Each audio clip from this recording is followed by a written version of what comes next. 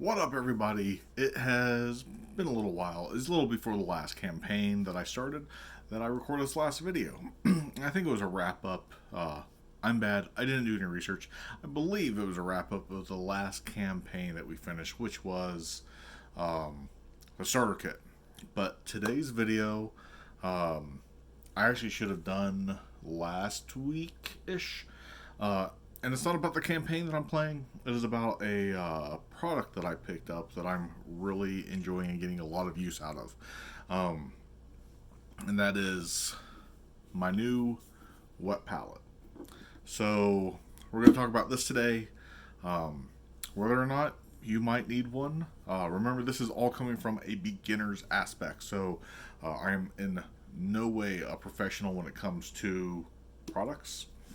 And if you really need them or not, but this is where I'm coming from as a beginner in the hobby of painting and in the hobby of playing D&D. So this is the Redgrass Games wet palette, and I was at my local game store and was looking for a wet palette.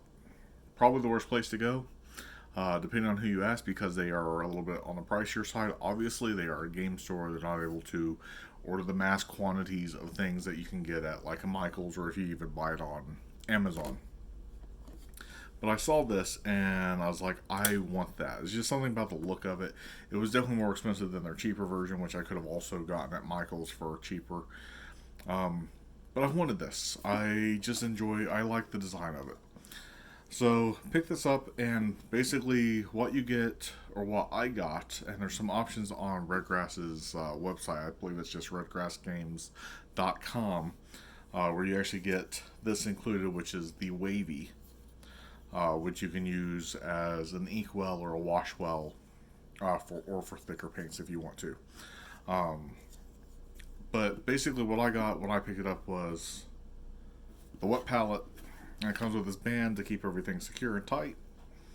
And then everything that's on the inside. So there is a sponge in here that holds the water, keeps everything moist. And then I got a 15 pack of sheets that go over the sponge.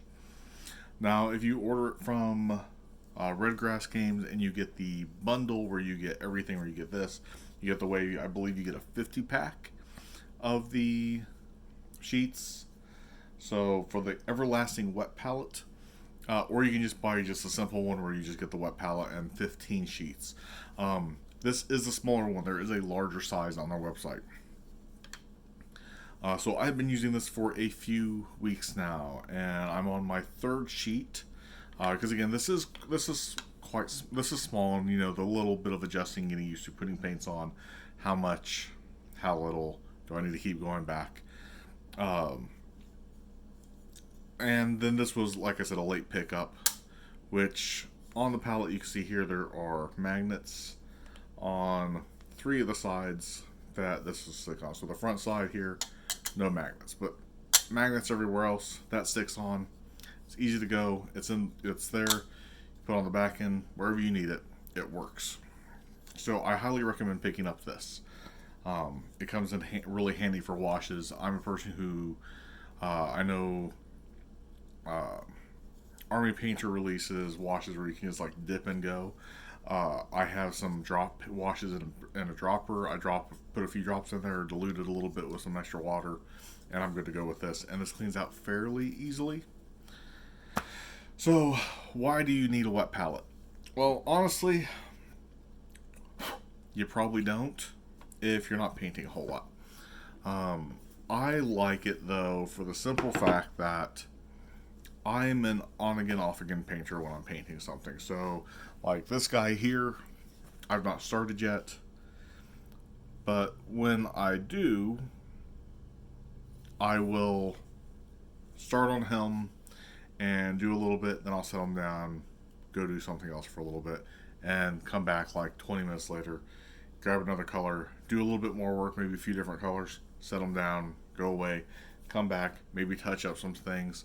So I'm always back and forth. If I just do that with a tile or a paper towel, well, not a paper towel, but a paper plate or something like that, those paints are going to dry up. I'm wasting a lot of paint. I just threw away a styrofoam bowl that I've been using previous to getting this wet palette, and just so much wasted paint inside that bowl. So if you're not someone who's going to be sitting down for an hour or so just painting the mini and that's all you're doing, wet palette might be a good option.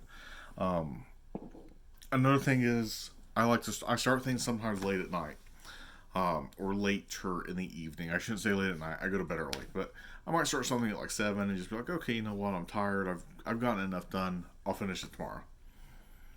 And I can, while the paints may separate a little bit, I can mix them back up really quickly and get right back to work with the colors I was using the night before. Now, I'm not saying put every single color you're going to use out at once.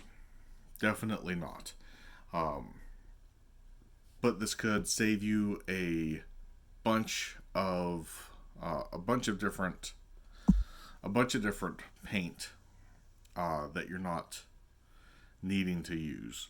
So I definitely think it's worth a check out. Maybe not get the more expensive one. I think I paid 25 USD for this one. On their website, it's about the same price. But is it going to benefit you? I think it's going to save you money. Miniature paints are not the cheapest. I know, like, I picked up this bottle of Vallejo, and I think it was a little, maybe just shy of $4 for this tiny bottle. Which, granted, this is going to last me a while. It's going to last me even longer because I'm using the wet palette. So, would I recommend it? Absolutely. I'd recommend checking out a lot of different Redgrass game stuff. That's where this comes from, this handle. I've been using a pill bottle. I like this because I can just hold it in my hand and then spin it without having to just constantly twist around. It's very ergonomic. But that's a whole other review. It's about the wet palette. So after never using one before to using one, I would say that it's made my life really easy. I don't feel like I'm having to dilute my paint as much as I was. The palette itself is providing moisture to those paints and helping to thin them out a little bit. If I need to add water, I obviously can add a little bit. But I think it's made my painting maybe not better, but more enjoyable. I'm not getting frustrated when I go to use paint and I've got a bunch of dry paint because I let it sit there for 15 minutes, or I've been working on a piece that I had to go back to because it wasn't drying fast enough, or whatever the reason is. So definitely, if you're in the market for something, if you're looking for a wet palette, check it out.